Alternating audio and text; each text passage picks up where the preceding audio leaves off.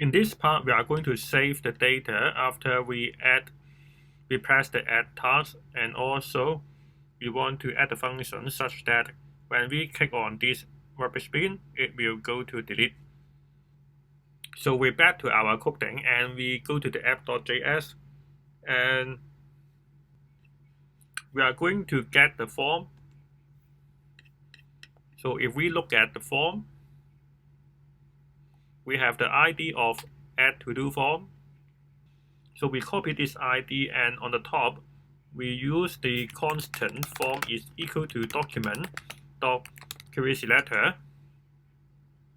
and then we paste the ID here.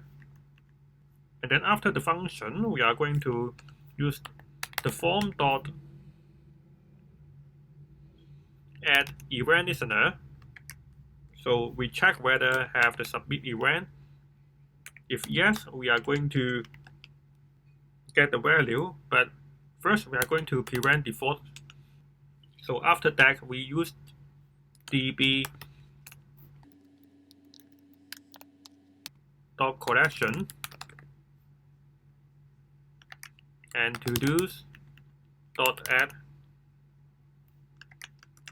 and then title form dot title dot value, and then after it already added to the Firebase, we are going to use form dot title dot value is equal to empty string.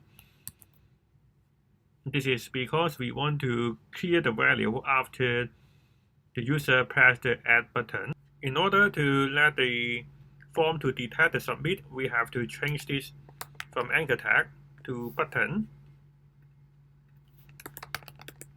So we save it.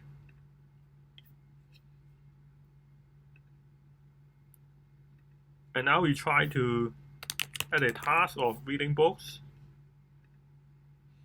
Now you can see it already pop up immediately in the list.